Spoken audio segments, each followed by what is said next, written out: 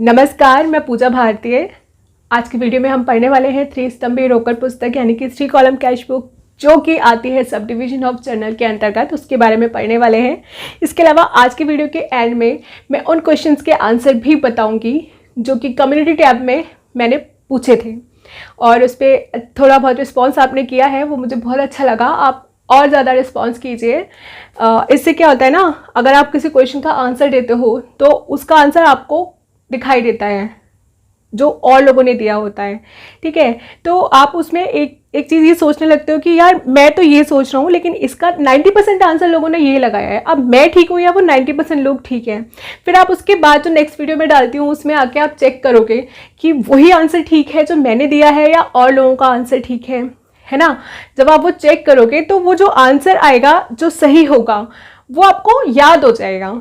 ये बहुत अच्छा फ़ायदा मुझे लगता है अगर कम्युनिटी टैब में कोई क्वेश्चंस करते हैं लोग, तो इसलिए मैंने कुछ क्वेश्चंस लिखे थे उसमें और अभी फ़िलहाल जितना मैंने करा दिया है उसके आधार पे क्वेश्चंस थे। आगे जैसे जैसे मैं बढ़ती जाऊंगी क्वेश्चंस वैसे वैसे ही उसमें लिखती जाऊंगी, कोशिश करूंगी ज़्यादा से ज़्यादा क्वेश्चंस मैं उसमें डालूँ। फिर उसके नेक्स्ट वीडियो में मैं उसका आंसर भी दूंगी। इसके अलावा किसी ने मुझसे कहा था कमेंट में लिखकर कि मैं मल्टी चॉइस क्वेश्चंस को करवाऊँ, तो अभी काफ़ी आगे हम बढ़े नहीं हैं हालांकि, लेकिन फिर भी जितना हमने कर लिया है इसके आधार पे मैं कुछ क्वेश्चंस तैयार कर रही हूँ और जल्दी ही वो वीडियो भी मैं लाऊंगी। आज का वीडियो हम स्टार्ट करते हैं त्रिस्तंभी रोकड़ पुस्तक के साथ में। ठीक है, इसके बारे में मैंने आपको पिछले वीडियो में भी थोड़ा बहुत बताया था जिसमें मैंने 2 स्तंभीय रोकड़ पुस्तक की बात करी थी। 2 स्तंभीय रोकड़ पुस्तक तो सबको समझ में आया था ना, क्योंकि उसमें डिस्काउंट का और कैश का दोनों का ही कॉलम होता है, इसलिए हम उसको 2 खाने वाली रोकड़ पुस्तक यानी कि 2 कॉलम कैश बुक कहते हैं। अब ऐसे तो इसको भी समझ में आ गया होगा कि हम इसको त्रिस्तंभीय क्यों कह रहे हैं। ऑब्वियसली इसमें 3 खाने होते होंगे, है ना। ये भी मैंने बताया था कि वो 3 खाने कौन कौन से होते हैं और मैं फिर से बता दे रही हूँ, वो 3 खाने होते हैं। बैंक का भी उसमें शामिल हो जाता है, बाकी 2 तो वही पुराने हैं, डिस्काउंट का भी और कैश का भी। तो इसमें 3 खाने रोकड़ के लिए यानी कि धनराशि के लिए हो जाते हैं। कौन कौन से? एक तो रोकड़ यानी कि कैश का, एक डिस्काउंट का और एक इसमें त्रिस्तंभी में और बढ़ जाता है बैंक का। देखो, व्यापारी को बहुत सारे लेन देन हैं जो कि बैंक के थ्रू ही करने पड़ते हैं और जैसे जैसे व्यापार आगे बढ़ता है धन का लेन देन जो है वो हस्तस्थ यानी कि नकद की जगह बैंक के थ्रू होने लगता है। अभी लेन देन बहुत ज़्यादा हो जाते हैं तो उन्होंने क्या करा है कि इसको इसी में कंबाइन कर लिया। अब आपको बैंक खाता अलग से बनाने की ज़रूरत नहीं पड़ेगी। जैसे हम रोकड़ बही बना रहे हैं तो रोकड़ खाता अलग से बनाने की हमको ज़रूरत नहीं है। ऐसे ही जब हमारे बैंक के लेन देन होने लगते हैं तो हम बैंक को भी इसमें ऐड कर लेते हैं ताकि हमें बैंक के लिए अलग से कोई खाता बनाना ना पड़े और वो इसी में ही आ जाता है। ठीक है, तो इसमें बैंक के लिए एक कॉलम बढ़ जाता है। तो मैं इसका प्रारूप यहाँ बना देती हूँ और ईजी हो जाएगा समझना।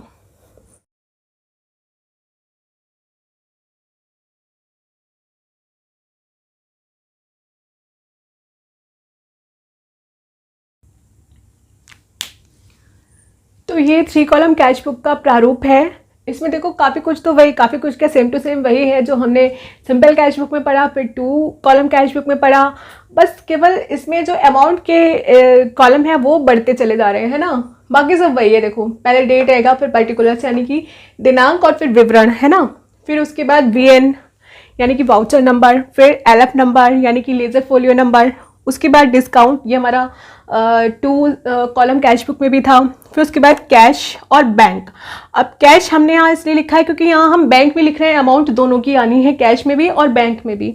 ठीक है, तो कैश का है, उसके बाद हमने एक कॉलम इसमें और बढ़ा लिया जो कि है बैंक का। ठीक है, फिर डेट, फिर वापस यही सारे रिपीट हो रहे हैं। ठीक है, जो यहाँ आ रहे हैं इसके डेबिट साइड में, ये हमारा डेबिट साइड है, ये हमारा क्रेडिट साइड है ना, ये रिसीप्ट्स है, ये पेमेंट्स हैं। तो जो हमारे रिसीप्ट्स में ये सारे खाने आ गए वही सारे खाने इधर जा रहे हैं। कितने खाने हैं? 1 2 3 4 5 6 7 7 है 7 14 इसमें खाने होते हैं, 14 कॉलम होते हैं। ठीक है, तो इसके प्रारूप को देखकर समझ में आ गया होगा कि हम इसको त्रिस्तंभीय रोकड़ पुस्तक क्यों कहते हैं, क्योंकि इसमें 3 खाने होते हैं, कैश, बैंक और डिस्काउंट, जो जिसमें कि हम अमाउंट लिखते हैं, जिससे रिलेटेड जो भी अमाउंट होती है उसको वहाँ लिखते हैं। अब अमाउंट लिखने में यहाँ थोड़ा सा कंफ्यूजन होता है, तो वो क्यों होता है? क्योंकि यहाँ पे हम कैश भी लिख रहे हैं और बैंक भी लिख रहे हैं। कौन सी अमाउंट हमें कैश में डालनी है, कौन सी बैंक में डालनी है, यहाँ थोड़ा सा कंफ्यूजन होता है। बाकी डिस्काउंट हम वैसे ही डालेंगे जैसे कि पहले हमने डाला है। 2 स्तंभीय रोकड़ पुस्तक में। ठीक है, तो इसमें एंट्री करने के लिए जो हमें कन्फ्यूजन आता है उसको कुछ पॉइंट्स में हम लिख लेते हैं, फिर उसके बारे में बात करते हैं। इसको मैं हटा देती हूँ।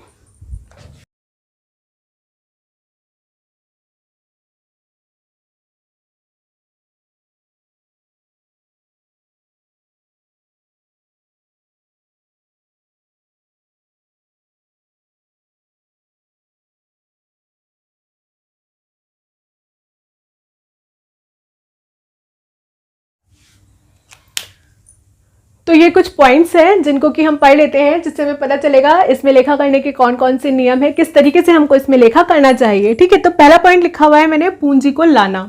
जब भी व्यापारी कोई व्यापार आरंभ करता है तो पूंजी लेकर आता है, व्यापार में पूंजी लगाता है, और इस पूंजी को हम मानते हैं रोकड़। क्या मानते हैं हम? रोकड़। इसे बैंक नहीं मानेंगे। तो इसका जो लेखा करेंगे, लिखेंगे टू कैपिटल अकाउंट। हम इसके ऋणी पक्ष में लिखेंगे, भाई व्यापार में तो धन आ रहा है ना, रिसिप्ट्स में आएगा। तो टू कैपिटल अकाउंट या फिर पूंजी खाते का, और इसकी जो अमाउंट है, धनराशि है, उसको हम लिखेंगे रोकड़ वाले कॉलम में। हमने दो कॉलम बनाए ना, एक रोकड़ का और एक बैंक का, तो हम रोकड़ वाले कॉलम में लिखेंगे इसकी जो भी अमाउंट हमने डाली है पूंजी के रूप में, उसको हम रोकड़ वाले कॉलम में लिखेंगे। ठीक है, अब नेक्स्ट पॉइंट पर आते हैं। ये हमारा पिछला शेष। अगर हम व्यापार शुरू कर चुके हैं पहले ही, तो हमारे व्यापार में रोकड़ पुस्तकें रखी जा रही होंगी, तो उसका पिछला शेष होगा, कल का होगा या पिछले महीने का होगा, जैसा भी हमने निर्धारित कर रखा है। ज़्यादातर कल का होता है, क्योंकि रोज ही रोकड़ पुस्तकें बनाई जाती हैं ज़्यादातर। ठीक है, तो जो भी हमारा पिछला शेष है, चाहे कल का हो, चाहे पिछले महीने का, चाहे पिछले साल का, या पिछली तिमाही का, या पिछली छमाही का, जो भी व्यापार ने निर्धारित कर रखा है, वो शेष जब हम आगे लेकर आते हैं तो हमें कुछ पॉइंट्स को ध्यान में रखना पड़ता है। उसके अकॉर्डिंग हम यहाँ पे लेखा करते हैं। एक तो पहला पॉइंट ये कि वो कैश में है या फिर बैंक में है। पहले अगर वो कैश में है तो जैसे नॉर्मली हम पहले बैलेंस को आगे लेकर आते थे, वैसे ही लेकर आएंगे। टू बैलेंस ब्रॉट डाउन ऋणी पक्ष में लिखकर, और जो भी बैलेंस होगा उसको हम रोकड़ वाले खाने में लिख देंगे, रोकड़ वाला जो स्तंभ कॉलम है उसमें लिख देंगे। ठीक है, अब दूसरी बात आ जाती है, अब वो बैंक का है, रोकड़ का नहीं है, बैंक का है, तो वहां पे भी हमको दो चीजें देखनी पड़ेंगी, ऋणी में है या धनी में है। अब रोकड़ में तो हमको ये देखने की जरूरत नहीं है ना, हमें पता है रोकड़ में अगर बैलेंस है तो वो ऋणी में ही होगा, क्योंकि हमारे हाथ में जितने रुपए हैं हम उतने ही खर्च कर सकते हैं, उससे ज़्यादा खर्च नहीं कर सकते हैं। तो या फिर तो रोकड़ में बैलेंस होगा ही नहीं, और अगर होगा तो वो हमेशा ऋणी पक्ष में ही, ऋणी का ही बचेगा, है ना। धनी पक्ष में लिखा हुआ मिलेगा हमको, क्रेडिट साइड में लिखा हुआ मिलेगा, यानी कि ऋणी का, यानी कि डेबिट साइड का होगा वो, है ना।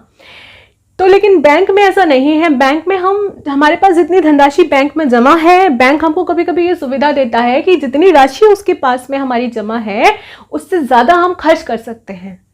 अब बैंक में हमारे 100 रुपये जमा है, हमें 150 रुपये की कोई चीज़ पसंद आई है, हम गए कहीं पे खरीदने के लिए, 150 रुपये थे नहीं हमारे पास, हमने कहा बैंक से जमा कर देते हैं। हमने उसको जब अपना कार्ड दिया, कार्ड में हमारे सिर्फ 100 रुपये थे, तो वो जिससे भी हम खरीद रहे हैं वो बोलेगा भैया इतने कंगाल हो तुम, 100 रुपये तक नहीं है तुम्हारे, 150 रुपये तक नहीं है तुम्हारे बैंक के अकाउंट में, कैसे आदमी हो यार तुम, है ना। इंसल्ट हो जाएगी। तो बैंक हमारी इज्जत वहाँ पे बचा लेता है, वो हमारे लिए वो 150 रुपये का पेमेंट अपने पास से 50 रुपये डाल के कर देता है। अभी जो 50 रुपये हैं, हालांकि इनका भुगतान हमको बाद में करना होता है, दान नहीं है बैंक की तरफ से, सिर्फ हमारी इज्जत बचाई है उसने, बाकी ये हमारे लिए उधार हो जाता है, वो अलग बात है। लेकिन अब यहाँ से सिद्ध क्या होता है कि हमारे पास जितना रुपया बैंक में है हम उससे ज़्यादा खर्च कर सकते हैं। तो इसलिए बैंक के साइड का जो भी बैलेंस बचता है वो कभी ऋणी में तो कभी धनी में भी बच सकता है। ठीक है, अगर बैंक से ओवरड्राफ्ट हो, इसको हम ओवरड्राफ्ट बोलते हैं, तो बैंक से अगर ओवरड्राफ्ट हो गया है यानी कि अधिविकर्ष हो गया है, तो हमारा बैलेंस जो है वो हमेशा धनी में बचेगा। अब ये कोई ज़रूरी भी नहीं है, हो सकता है ओवरड्राफ्ट को हमने पे कर दिया हो तो फिर हमारा ऋणी में ही बच सकता है। ठीक है, तो इसमें कुछ ऐसा बाउंडेशन नहीं है कि आपको ऋणी में ही शेष मिलेगा या आपको धनी में ही शेष मिलेगा, ऋणी शेष भी हो सकता है और धनी शेष भी हो सकता है। तो ये दोनों पॉइंट देखकर हम इसको आगे बढ़ाएंगे। अगर हमारा शेष ऋणी का है तो नॉर्मली जैसे हम रोकड़ में इसको लेखा करते हैं, आगे लेकर आते हैं, वैसे ही हम इस बार भी करेंगे, टू बैलेंस ब्रॉट डाउन ऋणी पक्ष में लिखकर, लेकिन इसकी जो धनराशि है वो हम बैंक वाले खाने में लिखेंगे, रोकड़ वाले खाने में नहीं लिखेंगे, क्योंकि बैंक में हमारी धनराशि जमा है।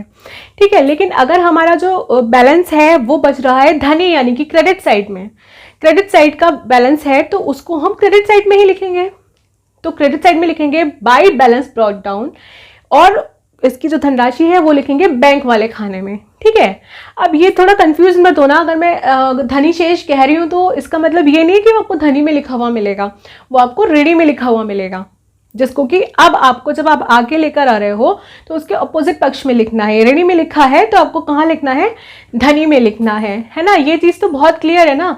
जो शेष होता है हम उसको उस पक्ष में अभी नहीं लिखते हैं, उसको अगली बार जब हम लिखेंगे आगे ले जाकर तब लिखेंगे उसी वाले पक्ष में। अगर ऋणी का हमारा शेष बचा है तो हम अभी जो हमारा ऋणी का शेष बचा है उसको हम धनी वाले पक्ष में लिखेंगे, क्योंकि हम ऋणी और धनी को बराबर करना है।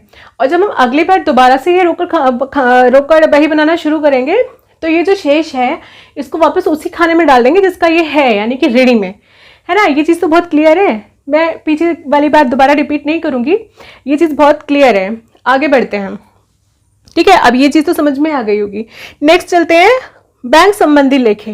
बैंक संबंधी लेखे में भी कुछ पॉइंट्स हैं जो मैंने लिख भी दिए हैं। पहला पॉइंट तो ये बनता है कि उसी दिन चेक ड्राफ्ट बैंक में भेजना। तो जो भी पेमेंट हमको मिलता है चेक के थ्रू या फिर ड्राफ्ट के थ्रू, वो अगर हमने अभी हमको मिला, हमने आज ही बैंक में भेज दिया भुगतान के लिए, भुगतान जो भी जिसने भी हमको किया है उसकी तरफ से भुगतान के लिए, तो हम इसको मानते हैं बैंक से ही रिलेटेड, और इसकी जो भी धनराशि होती है उसको हम बैंक वाले खाने में लिखते हैं। पहले विवरण पक्ष में उस मद का नाम लिखेंगे जिससे ये रिलेट कर रही है, या फिर उस व्यक्ति का नाम लिखेंगे जिसने हमको ये भुगतान किया है, और उसके सामने बैंक वाले पक्ष में इसको हम बैंक वाले खाने में इसको हम लिख देते हैं। बाद में चेक ड्राफ्ट बैंक में भेजना। तो अगर हम क्या करते हैं, अभी हमको भुगतान मिला चेक या ड्राफ्ट के थ्रू और हमने उसको बैंक में जमा नहीं करवाया, अपने पास रख लिया, हमने सोचा बाद में जमा करवा देंगे, तो हम मानते हैं कि हमको कैश में पेमेंट हुआ है।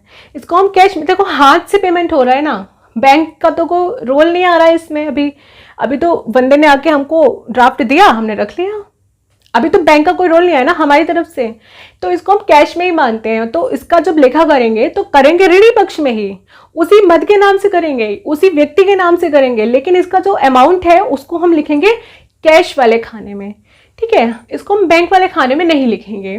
ठीक है, इसको कंफ्यूज मत होना। अगर आप कंफ्यूज हो रहे हो तो मैं इसका एक एग्जाम्पल भी करवा दूंगी, अगर आप कहोगे तो कमेंट बॉक्स में लिखकर आपको बताना पड़ेगा, तभी मैं एग्जाम्पल करवाऊंगी। और अगर आपको ऐसे ही अच्छे से समझ में आ रहा है तो बहुत अच्छी बात है। एक और चीज़ है इसमें, देखो अभी तो मैंने आपको ये बताया कि किसी ने हमको पेमेंट दिया चेक या फिर ड्राफ्ट में और उसको हमने अपने पास रख लिया, तो हम इसको कैश मान रहे हैं।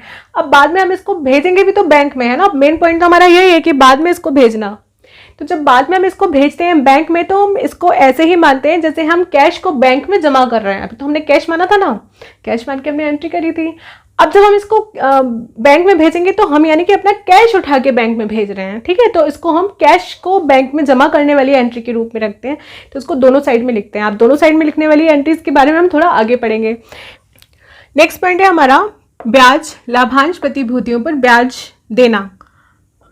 ये गलती से लिख दिया है मैंने, लाभांश मिलना, प्रतिभूतियों पर ब्याज मिलना व्यापारी की ओर से बैंक के द्वारा।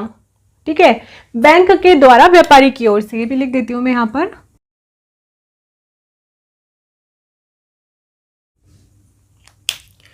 ठीक है, तो बैंक द्वारा व्यापारी की ओर से अगर कमाया जा रहा है प्रतिभूतियों पर ब्याज को या फिर लाभांश को, या फिर व्यापारी खुद जाके बैंक में रुपया जमा करके आता है, तो इसकी सूचना जो है वो बैंक व्यापारी को ऑब्वियसली देगा ही देगा, है ना। अब आजकल तो मोबाइल पर ही इसकी सूचना मिल जाती है। तो ये सूचना जैसे ही व्यापारी को मिलती है वो इसकी एंट्री तुरंत अपनी रोकड़ बही में कर लेता है। कौन से पक्ष में करेगा, रिसिप्ट्स में करेगा, क्योंकि उसको रिसीव हो रहे हैं पैसे, उसके बैंक में रिसीव हो रहे हैं, है ना। है किसके, व्यापारी के, तो मतलब व्यापार के। तो वो जो पैसा है वो कहाँ लिखा जाएगा, रिसिप्ट्स वाली साइड में लिखा जाएगा।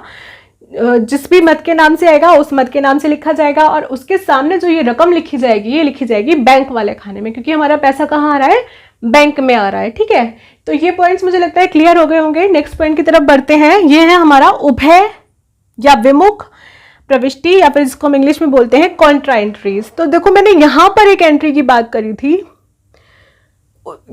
बाद में चेक ड्राफ्ट बैंक में भेजना, इसमें मैंने आपकी एक एंट्री की बात करी थी कि अगर हम बाद में ऐसा करते हैं कि कोई चेक या ड्राफ्ट बैंक में जमा करवाते हैं, तुरंत नहीं करवाते हैं, बाद में करवाते हैं, तो तब तक वो कैश हो चुका होता है हमारा।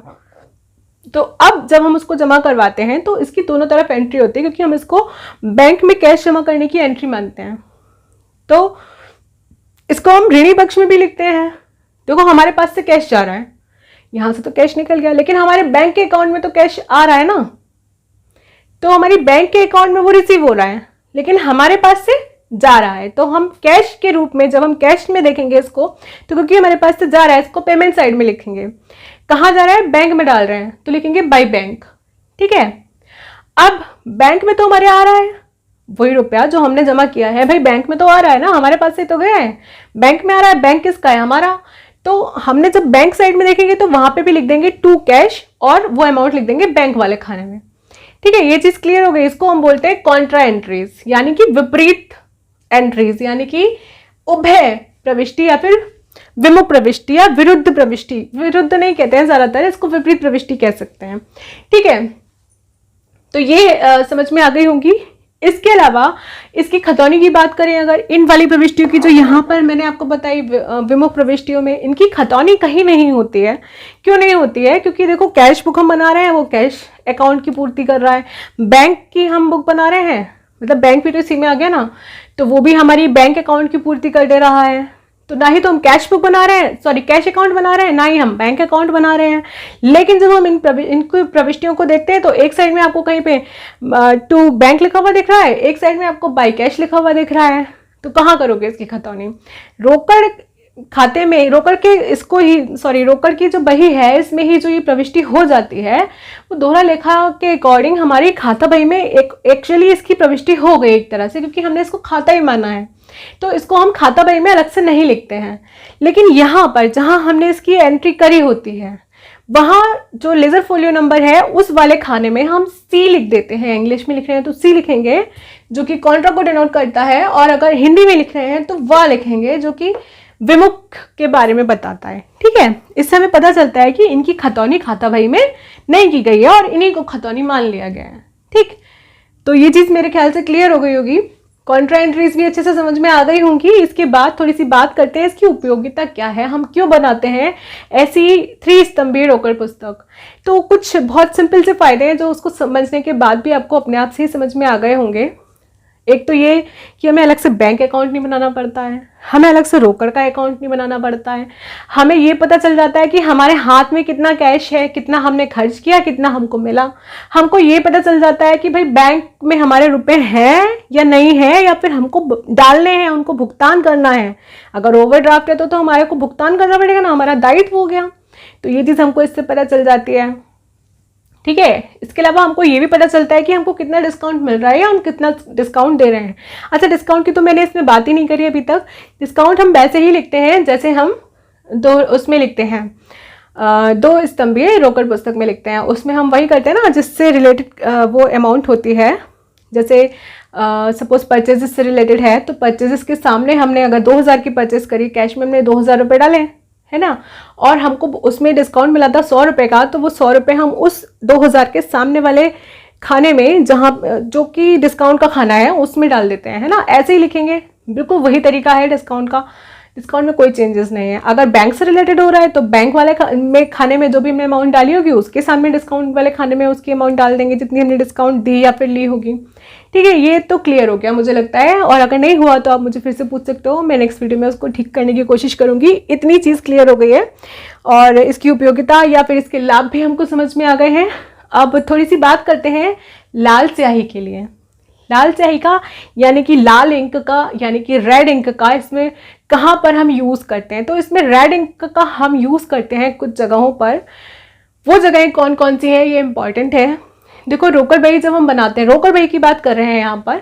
रोकड़ बही जब हम बनाते हैं तो उसका जो शीर्षक हम लिखते हैं, जो ऊपर सबसे पहले हेडिंग डालते हैं उसकी, वो हम लिखते हैं रेड पेन से। ठीक है, इसके अलावा जो हम अंदर भी शीर्षक डालते हैं, अंदर जो हेडिंग्स डालते हैं रोकड़ बही के अंदर, वो सारी हेडिंग्स भी हम डालते हैं रेड पेन से। इसके अलावा जो मैंने आपको बताया ना, कॉन्ट्रा एंट्रीज जब हम करते हैं तो वहाँ हम सी लिखते हैं। लेजर फोलियो के खाने में हम लिखते हैं सी, और अगर इंग्लिश में लिखते हैं, सॉरी हिंदी में लिखते हैं तो लिखते हैं वी। लेजर फोलियो के खाने में जहाँ पे हमने कैश या फिर बैंक लिखा होता है उसके सामने जब हमने कॉन्ट्रा एंट्रीज करी होती हैं, तो कॉन्ट्रा एंट्रीज करने का मतलब तो मैंने आपको बता दिया ना, जिसका लेखा हम दोनों ओर कर रहे हैं। काम एक ही हुआ है लेकिन दोनों ओर हम उसका लेखा कर रहे हैं, क्योंकि दोनों ही खाते उससे प्रभावित हो रहे हैं, कैश अकाउंट भी और बैंक अकाउंट भी। तो हम दोनों तरफ उसका लेखा कर रहे हैं, तो ये हमारी बन रही है कॉन्ट्रा एंट्रीज।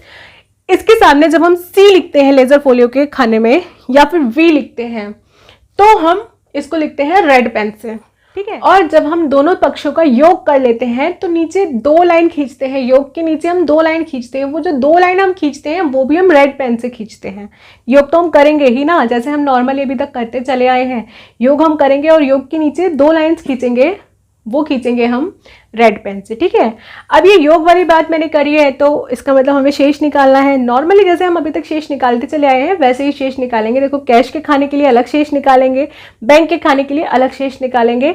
और डिस्काउंट के बारे में हमने पहले भी पढ़ा था, डिस्काउंट में हम शेष नहीं निकालते हैं, इसका सीधा सीधा टोटल हम लिख देते हैं। ऋणी में जो टोटल आएगा वो ऋणी पक्ष में लिख देंगे, धनी का जो टोटल आएगा वो धनी पक्ष में लिख देंगे। लेकिन अगर हम कैश की बात करें तो कैश वाले खाने में पहले हम दोनों तरफ का टोटल अलग अलग करेंगे, ऋणी का अलग करेंगे, धनी का अलग करेंगे, फिर ऋणी वाले में से धनी वाले को घटा देंगे।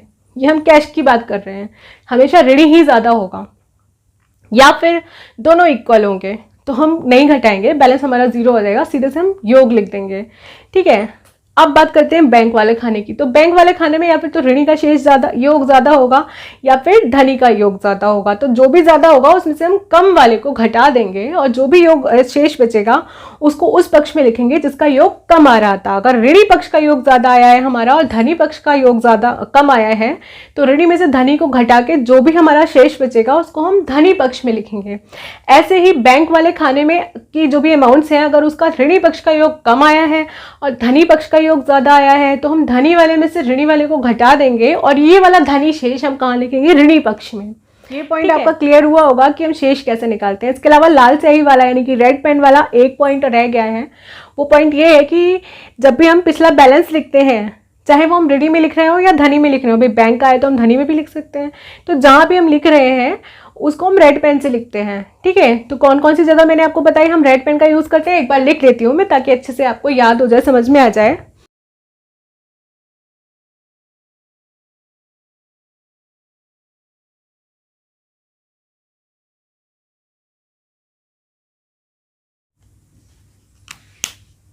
ठीक है, तो ये पॉइंट्स है जो मैंने अभी आपको बताए थे कि हम लाल अंक का यूज कब करते हैं, जब हमें शीर्षक लिखना होता है, चाहे वो हम इसके अंदर लिख रहे हो या फिर इस पूरी रोकड़ भाई का शीर्षक लिख रहे हो, ऊपर लिख रहे हो रोकड़ भाई के बारे में, ठीक है। इसके अलावा पिछला शेष जो भी हम लिखते हैं अभी, उसमें हम रेड पेन का यूज करते हैं, रेड इंक का यूज करते हैं। फिर कॉन्ट्रा एंट्रीज के सामने लेजर फोलियो के खाने में जब हम सी लिखते हैं, देखो सी और वी क्या डिनोट करता है, कॉन्ट्रा या फिर विमुख को बताता है, यानी कि ये जो एंट्री है इनकी खतौनी नहीं की जानी है, इनका लेखा दोहरा लेखा के अकॉर्डिंग खाता बही में हो गया है, ठीक है। योग के नीचे 2 लाइन खींचने में, जब हम योग लगाते हैं उसके नीचे 2 लाइन्स खींचते हैं, ठीक है, याद रखना। जब हम रोकड़ बही में योग लगाते हैं तो उसके नीचे 2 लाइन्स खींचते हैं, इससे पता चलता है कि ये हमारा आज का लेखा पूरा हो चुका है, ये समाप्त हो गया। ये वाला जो हमने बनाया है आज रोकड़ बही, ये पूरी समाप्त हो गई है। अब इसकी नई शुरुआत इसके आगे से की जाएगी, ठीक है। अब एक चीज हमको याद रखनी है कि जब भी हम धनराशि लिखते हैं, देखो मैंने अभी आपको बताया लाल इंक का यूज हम कहाँ करते हैं, तो धनराशि लिखने में हम इसका यूज नहीं करते हैं। धनराशि लिखने के लिए लाल इंक का प्रयोग नहीं करते।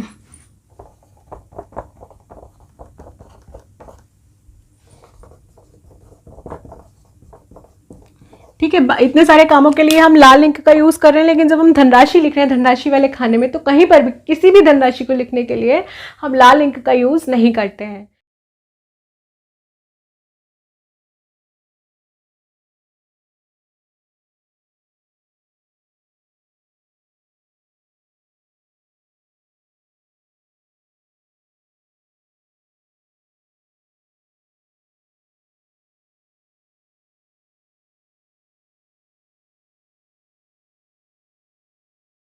मिलते हैं नेक्स्ट वीडियो में, थैंक यू।